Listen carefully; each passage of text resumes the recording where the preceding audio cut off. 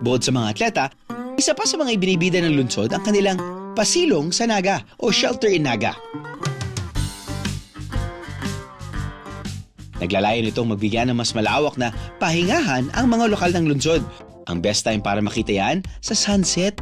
May pailaw pa kasi yan sa gabi. Kung dito nyo maisipang bumiyahe sa Naga City,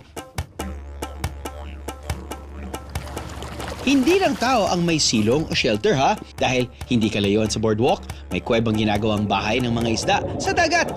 Teka, kuweba sa ilalim ng dagat? What? Ayon sa lokal na pamahalaan, natural rock formation ang sinasabing kuweba na paboritong pasukin ng mga diver, lalo na kapag gabi o yung nighttime diving. Para sa mga biyaherong palaban sa tubig, pwede kayo mag-free diving.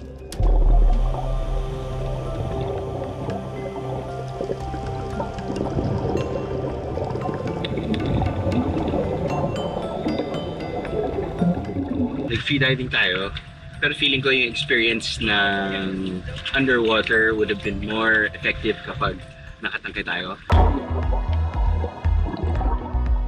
Kung may sapat na oras, mas mainam na subukan mag-scuba diving para mas ma-explore ang ilalim ng dagat. Underwater paradise na may tuturing ang area dahil sa daming mga coral at iba't ibang isda.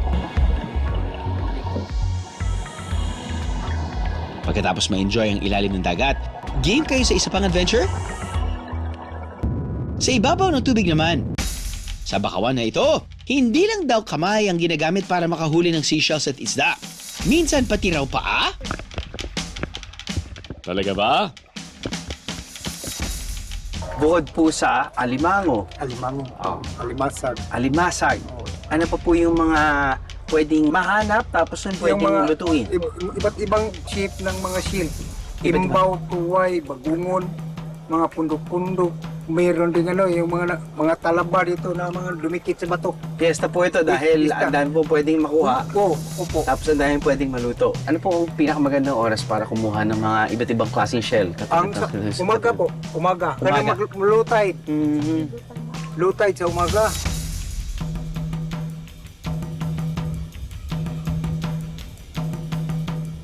Ayun.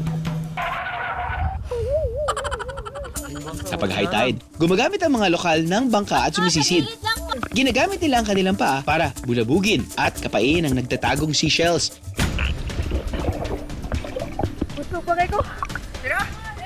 Ang kanilang mga nakukuha, pangkain at pangkabuhayan.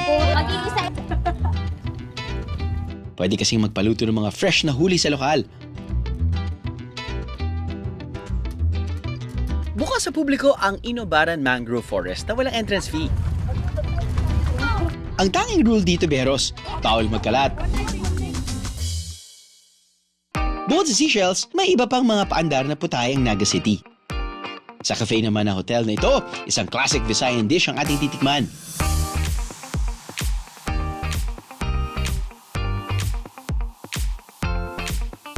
Presenting ang nakatatakam na sinuglaw. Normally, ito yung kakainin ko kapag dinner dito sa may Visayas dahil ang sarap ng inihaw. At the same time, gusto ko talaga kumain ng isda. Well, specifically, kinilaw dahil sobra siyang fresh.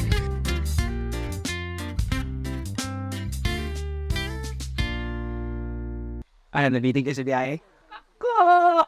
All you gotta do is just subscribe to the YouTube channel of GMA Public Affairs and you can just watch all the Behind the Drew episodes all day, forever in your life. Let's go! Yeehaw!